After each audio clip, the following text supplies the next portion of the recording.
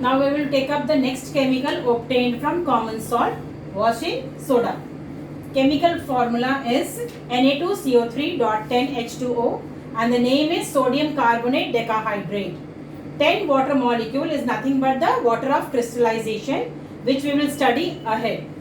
Other forms of washing soda are sodium carbonate monohydrate, that is Na2CO3.H2O, and anhydrous sodium carbonate, that is Na2CO3, also known as soda ash.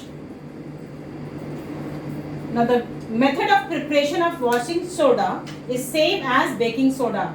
We have to take brine and ammonia and carbon dioxide is passed through it to obtain ammonium chloride and sodium bicarbonate. Now this carbon dioxide, which is used in the preparation of washing soda, is actually obtained by decomposing calcium carbonate. So raw material used for washing soda preparation are brine, that is aqueous NaCl, ammonia and calcium carbonate.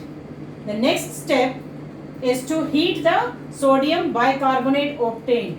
When we heat the sodium bicarbonate, it will produce anhydrous sodium carbonate, carbon dioxide and water. Now this sodium carbonate, which is anhydrous, is added to water, that is recrystallization takes place to form what we call is washing soda. Washing soda is transparent crystalline solid, but when exposed to air, it loses its water of crystallization, that is 9 molecules, and the crystalline substance changes into white powder. This process is called efflorescence. That means when hydrated crystals are exposed to atmosphere, it loses its water of crystallization and changes its crystalline shape to powder form, and this process is known as efflorescence. On heating, washing soda, though it loses its water of crystallization, but do not decompose. Especially on heating, washing soda do not decompose. Uses of washing soda are, it is used in laundries for cleaning clothes, for removing permanent hardness, and for manufacturing soaps and glass. Now, students, are crystals of salt dry? Now we will talk about the crystals of salts. They exist in basically two forms, hydrated salts and anhydrous salts. Hydrated salts, crystals of salts when associated with water, it is called hydrated salts. One of the example is ferric oxide hydrated, and then Epsom salt. Fixed number of water molecules present in one formula unit of salt is called water of crystallization. Some of the example is copper sulfate, pentahydrate, that is blue vitriol, and one example just now you have observed, that is washing soda, Na2CO3.10H2O. Anhydrous salts means crystals of salts which do not contain water of crystallization.